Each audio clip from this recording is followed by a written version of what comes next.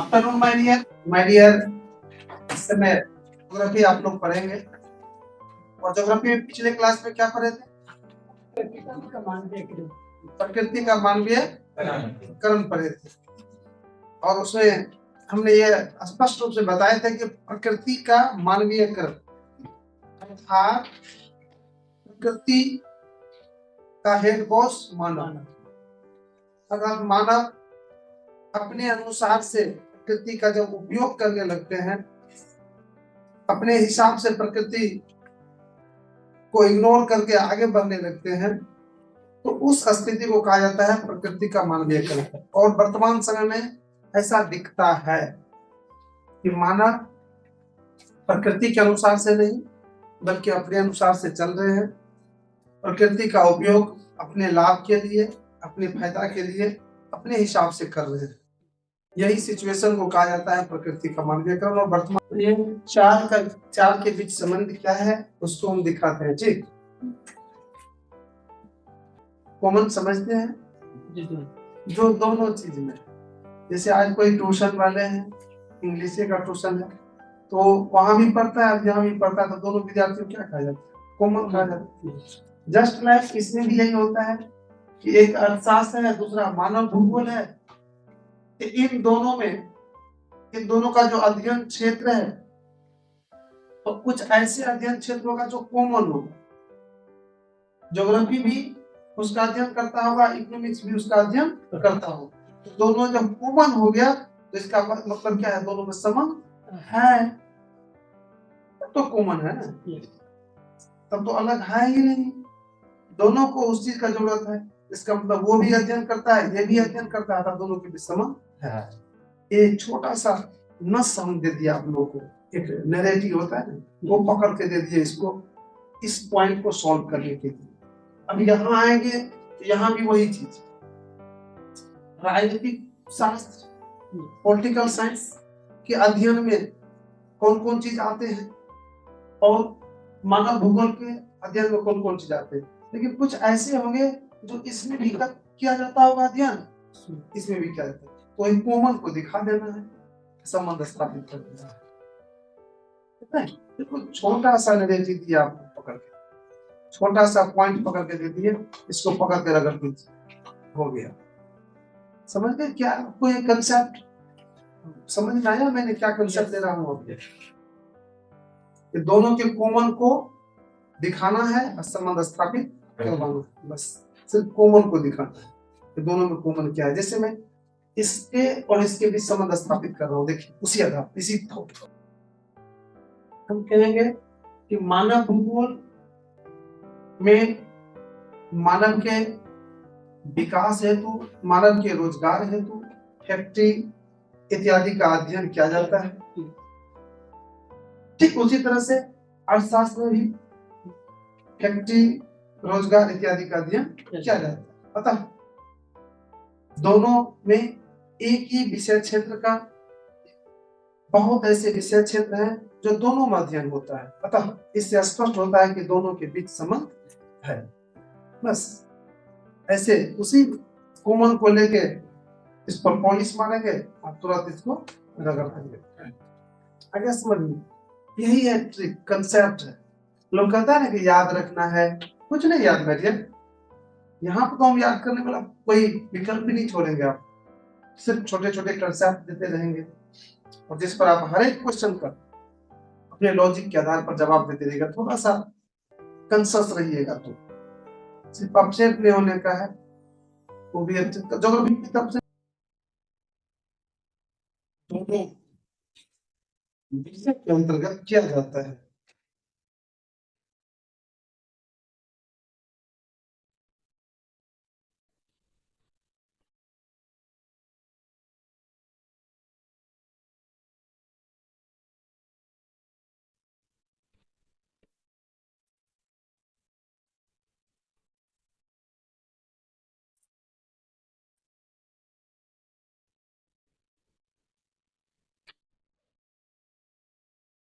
अंतर्गत इससे स्पष्ट होता है कि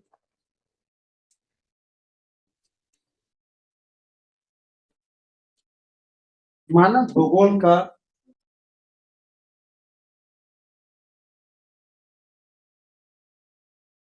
मानव भूगोल का अर्थशास्त्र जैसे सामाजिक विज्ञान के बीच मानव भूगोल का अर्थशास्त्र मानव भूगोल का अर्थशास्त्र जैसे सामाजिक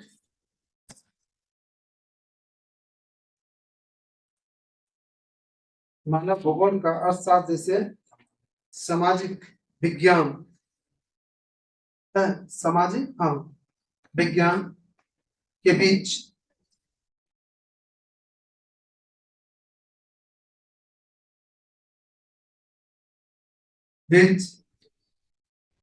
काफी संबंध है। ठीक है, कैसे बना दिए हेड मास्टर लगता है हेड मास्टर है। चलिए दूसरा, सिर्फ आपको शब्द की नॉलेज होनी चाहिए और उसकी मूल चीज पता होनी चाहिए, तो आप कहीं पर भी लगा लीजिएगा। राजनीतिक शास्त्र के साथ संबंध किसका? मानव।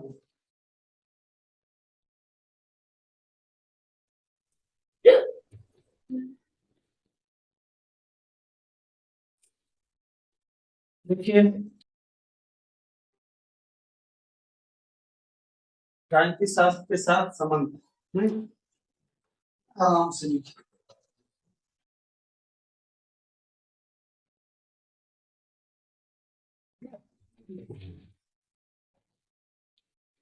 तो राजनीतिक शास्त्र क्या है? राजनीतिक शास्त्र क्या है मेरी ध्यान देना। राजनीतिक शास्त्र मैंने पढ़ाया है, हम लोग पॉलिटिकल साइंस में। राजनीतिक शास्त्र का तो कई परिभाषाएं हैं, लेकिन कंसेप्ट राजनीतिक शास्त्र में समाज के, राज्य के शासन से संबंधित जो भी बातें हैं उसका अध्ययन होता है। शासक कैसा होना चाहिए, नियम कैसा बनना चाहिए, अपराधी को कैसा पकड़ने का क्या सिस्टम होनी चाहिए, अर्थात शासन व्यवस्था से संबंधित जितनी भी गतिविधि है उसका अध्ययन। और राजनीतिक शास्त्र के अंतर्गत जो उसका अध्ययन होता है, क्यों अध्ययन होता है?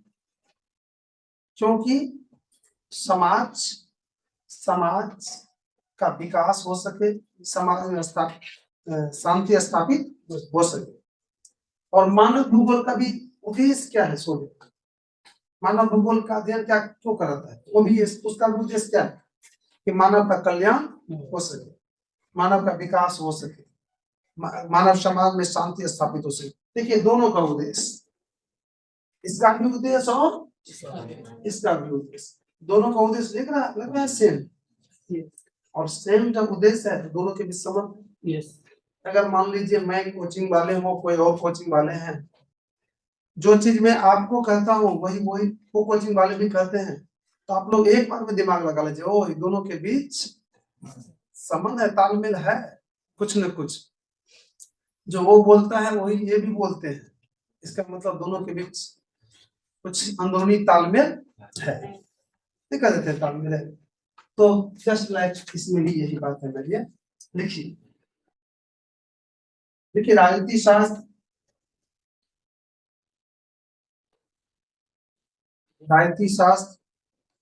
में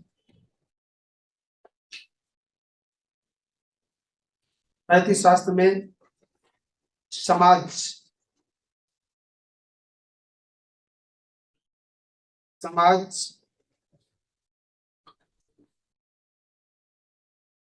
में शांति स्थापित करने,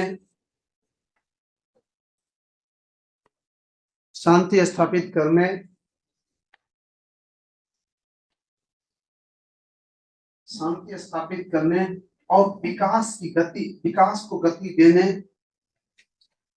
राजनीति शास्त्र में में के बाद कोमा दीजिएगा। ओ में के बाद भारतीय शास्त्र में के बाद कोमा दिए, समाज में शांति स्थापित करने, और क्या लिखा है, स्थापित करने और विकास को गति देने, और विकास को गति देने, विकास को गति देने के लिए, विकास को गति देने के लिए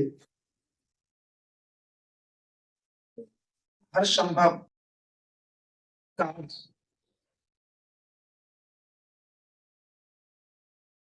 हर संभव कार्य करने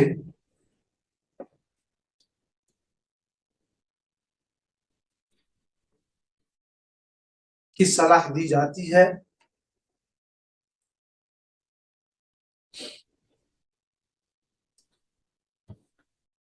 सलाह दी जाती है। ठीक उसी तरह, ठीक उसी तरह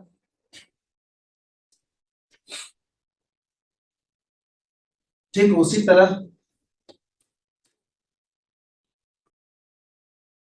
मानव भूगोल, उसी तरह मानव भूगोल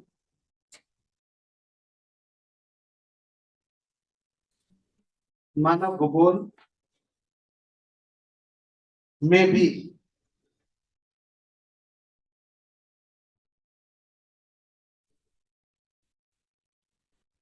मानव कल्याण,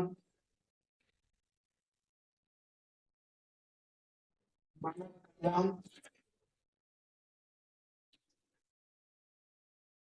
से संबंधित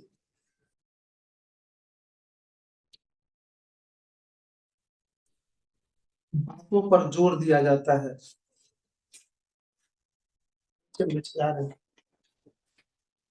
मानव कल्याण आ रहे हैं एक मिनट में, मानव कल्याण से संबंधित बातों पर जोर दिया जाता है।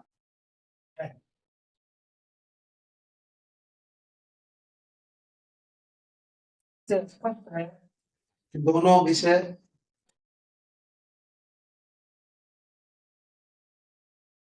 वहीं बैठिए, वहीं बैठो ना, वहीं पर बैठो। इससे इससे स्पष्ट है कि दोनों विषय के बीच गहरा संबंध है। स्थापित कर दिए ना, दोनों विषय के बीच गहरा संबंध।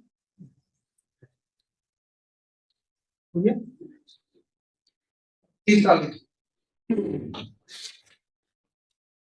इतिहास के साथ इसका मानव भूगोल का, मानव भूगोल का इतिहास के साथ संबंध।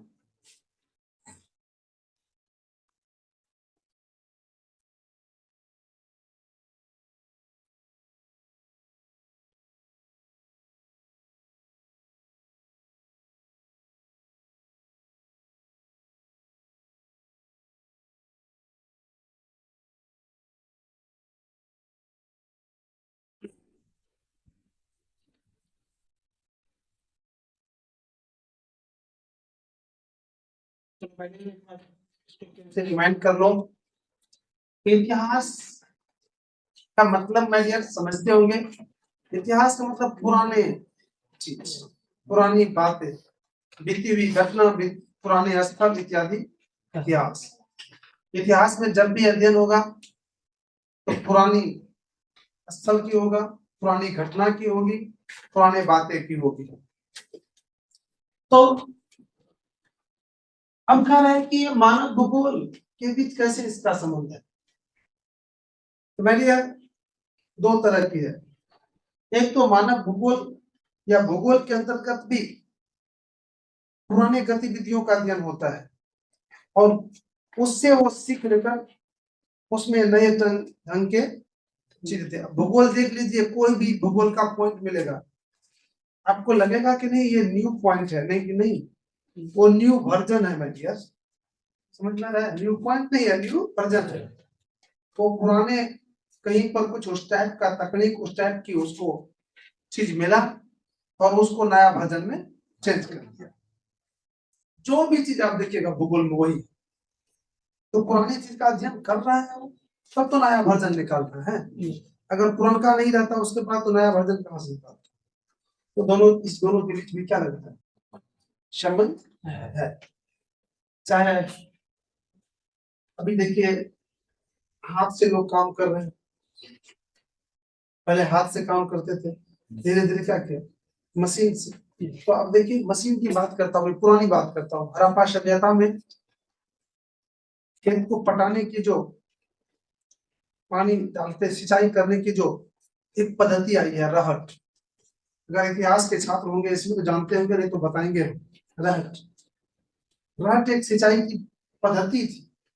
हम लोग पहले खेत को जो पटाते थे तो कुआं से पानी निकाल के, नदी से पानी ला के कोई बाल्टी में या वो पट्टे जो होता है सीख पट्टे लेके खेत में पानी देते थे। उसके बाद तकनीक आया, और तकनीक आया एक रहट। और रहट में क्या हुआ जानते हैं? एकदम कुआं से पानी बाहर निकाल रहा है बिना पंपी सेट का, बैल से। हाँ, तकनीक, दिमाग देखिए क्या किया। एक इतना चौड़ा पट्टी लिया कोई चीज का, तो गोल ऐसे फंदा टाइप का बनाया, और इस पट्टी के ऊपर घाड़ा घेरा, घेला जो होता घेला मिट्टी का, उसको ऐसे करके उसके मुंह को बांध दे, मतलब दोनों तरफ से बांध दिया, और इतना बड़ा चक्का लिया, चक्का को यहाँ सेट किया, इस पर एक पट्टी रखा, और हर पट्टी पर थोड़ा थोड़ा दूरी पर क्या बना हुआ, घेला, देख लीजिए। और इस, अब ये जो चक्का बनाया यहाँ पर, इस चक्का में फिर यहाँ पर एक ऐसे सेट किया, और इसको जो है फिर यहाँ दांत वाला को सेट किया, 3 को सेट किया, और फिर इसको घुमाना, घुमाने वाला सिस्टम क्या, ये घूमेगा तो ये चक्का घूमेगा। अब ये जो घुमाने वाला था ऊपर वाला, इसको क्या किया, इसमें से एक बहुत बड़े लकड़ी का डंठल उधर निकाल के दे दिया, और उसमें जाके बैल जोड़ दिया। बैल चारों तरफ घूम रहा है, ये चक्का नाच रहा है, और ये जो नाचता था तो ऐसे गया पानी में, घड़ा का मुंह तो ऐसे बंधा हुआ, ऐसे जब पानी से निकलेगा घड़ा तो पानी क्या होगा, भर के निकलेगा। यहाँ जो आएगा तो क्या होगा, फिर उल्टेगा।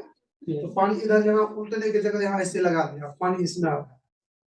बैल जितना स्पीड से, पानी उतना स्पीड से निकल रहा है। तो यह तकनीक था, इसका न्यू वर्जन क्या कह रहे हैं, पंपी सेट, उसी का न्यू वर्जन है भाई। तो वो देखा तब ना पंपी सेट निकाला, कहने का मतलब तात्पर्य मेरा ये था। तो इतिहास का अध्ययन ये भी कर रहा है ना, तब नहीं निकाला, इसलिए दोनों के बीच संबंध है। कई बार इन्होंने कुछ वो किया है, इसलिए चर्चा करते हैं, पढ़ाएंगे भी हम, फिगर भी बताएंगे अगर इतिहास का स्टूडेंट होंगे इसमें। तो चलो भाई यार इसको भी नोट कर लो। देखिए इतिहास के अंतर्गत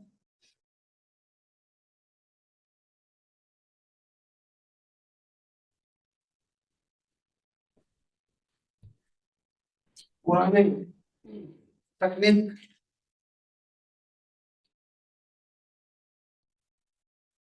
एवं पुराने तकनीक एवं अन्य पुरानी बातों,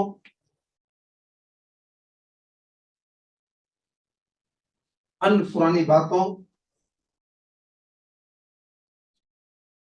का अध्ययन किया जाता है,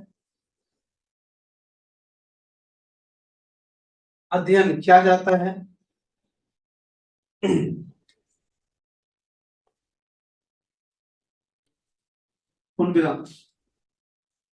मानव भूगोल के अंतर्गत भी,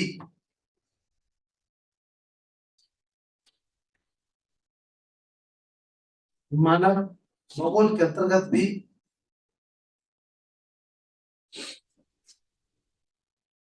पुरानी तकनीक, मानव भूगोल के अंतर्गत भी पुरानी तकनीक का अध्ययन, पुरानी तकनीक का अध्ययन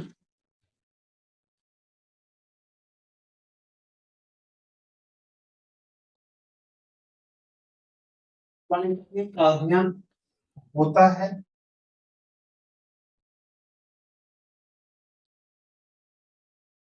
और उसी के आधार पर नए तकनीक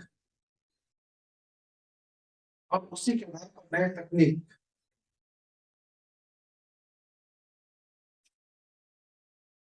का सुझाव दिया जाता है और उसी के आधार पर नए तकनीक का सुझाव दिया जाता है। उसी के आधार पर नए तकनीक का सुझाव दिया जाता है। इससे स्पष्ट हो रहा है कि सुझाव दिया जाता है, सुझाव दिया जाता है।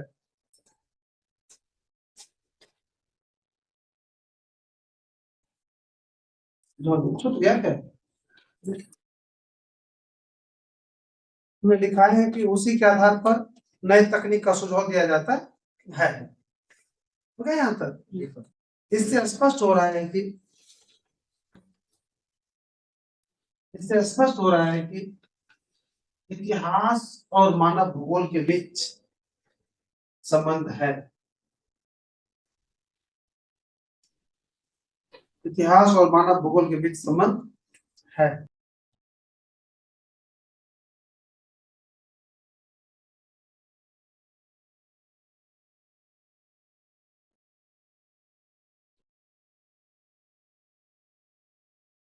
हो गया?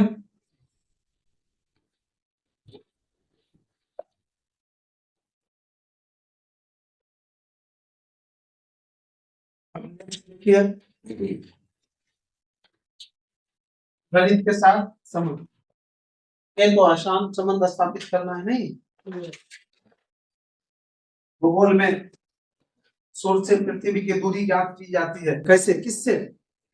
जोड़ घटाव गुणा भागा से, त्रिकोणमिति की सहायता से। तो त्रिकोणमिति जोड़ गुणा भागा का कहाँ? गणित में होता है दोनों के साथ। देखिए लिख लीजिए, उसके बाद हम चर्चा करते हैं।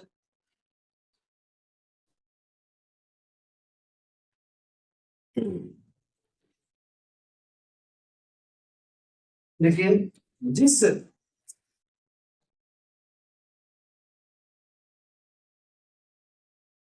जिस तकनीक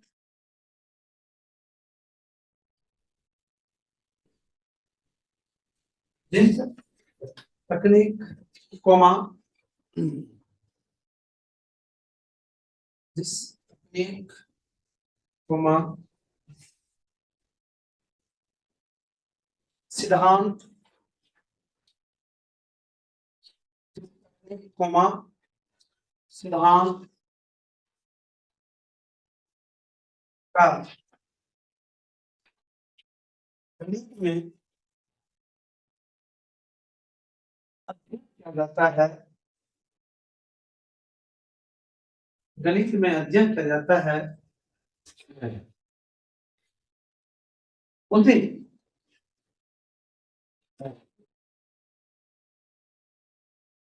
उसी तकनीक क्या लिखे? उसी तकनीक कोमा सिद्धांत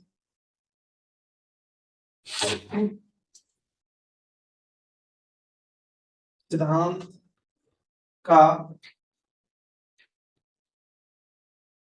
उपयोग कर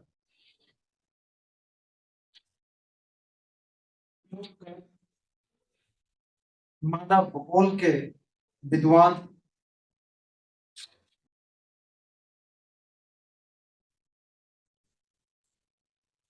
मानव भूगोल के विद्वान स्थान विशेष की स्थिति स्थान विशेष की स्थिति स्थान विशेष का स्थिति बुझला ना सुपौल कतऽ छै कतऽ की छै स्थान विशेष के स्थिति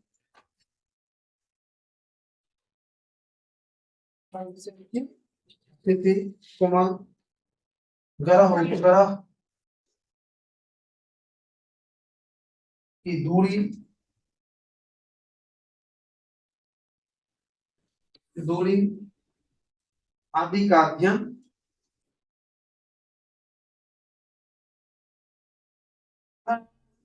दूरी आदि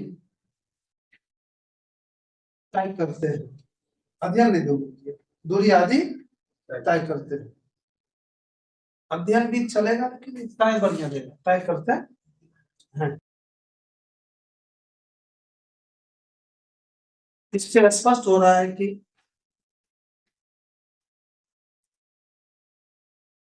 इससे स्पष्ट हो रहा है कि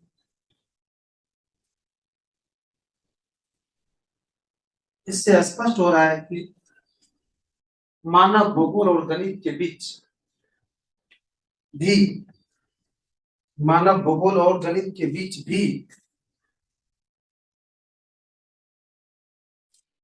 मानव भूगोल और गणित के बीच भी अच्छा संबंध है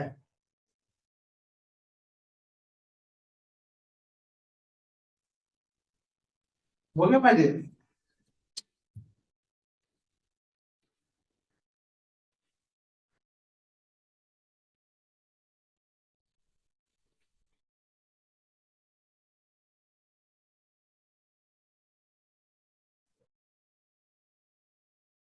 तब अगला बताइए पॉइंट को आपने अच्छी तरह से समझ गए अगला पॉइंट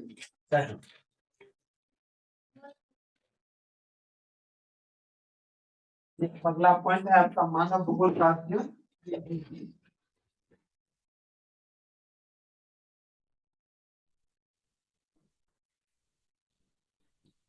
वो किस क्लास का बच्चा है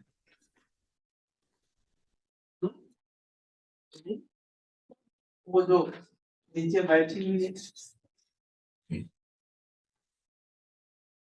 इस क्लास का तो नहीं है ना सभी आप 2 मिनट की बात तुझे कुछ लेते हैं इस पॉइंट को कम से कम 9 को कीजिए बताएंगे फिर हम लोग चलेंगे इस पॉइंट को चलिए अब तो हम लोग पिकअप पकड़ लिए क्लास को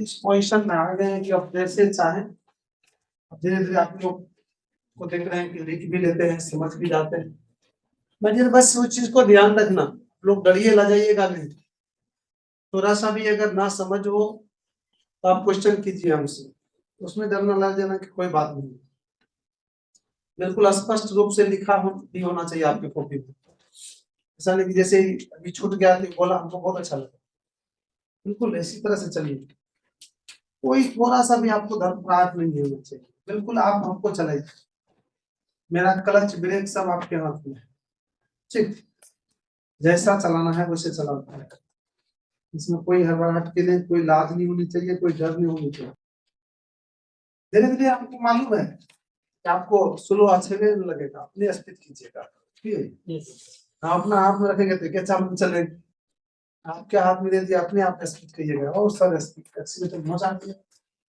बहुत करेंगे मानो भूगोल कर दिया कि विधि मैं तो नाम सिखा है ना ठीक है मानव भूगोल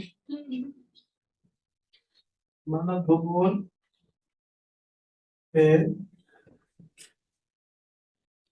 अध्ययन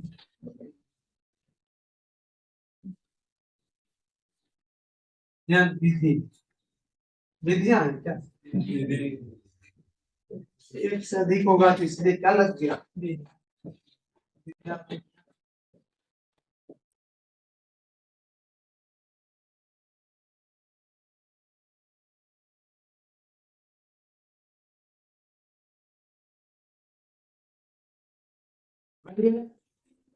ध्यान दीजिएगा देखिए मानव भूगोल का जो अध्ययन हो रहा है इधर अच्छा नहीं लगता लेकिन पढ़ने इधर उधर देखते यार यहाँ अंजना मिला नहीं ये कह रहा था कि मानव भूगोल का जो हम लोग अध्ययन कर रहे हैं ये आगे होते आ रहा है। तो मानव भूगोल के अध्ययन के अंतर्गत दो तरह के सिद्धांत हैं। दो तरह के सिद्धांत हैं। एक सिद्धांत का नाम है, या दो तरह की विचारधारा के विद्वान हैं। मानव भूगोल के जितने भी विद्वान हैं वो दो विचारधारा में बटा हुआ है। एक क्या विचारधारा है वो सुनो बढ़िया से। एक है नीतिवाद या निश्चयवाद। नीतिवाद या निश्चयवाद। निश्चयवाद। और दूसरा है मेडिया संभावनावाद। दूसरा क्या है भावनावाद, या इसको कहते हैं संभववाद, या आप कह सकते हैं संभव। ये दो तरह की विचारधारा है। तो इन्हीं, चूंकि मैंने कहा कि मानव भूगोल के जितने भी विद्वान हैं उसके दो विचारधारा है, दो तरह का सोच है। एक इसमें विश्वास करता है नीतिवाद या निश्चयवाद, दूसरा संभववाद या संभावनावाद। और नीतिवाद का क्या सोच है वो सुन लीजिए, ध्यान से सुनिएगा। नीतिवाद का सोच है कि सब कुछ निश्चित है, पहले से तय है, उसमें बदला नहीं जा सकता है।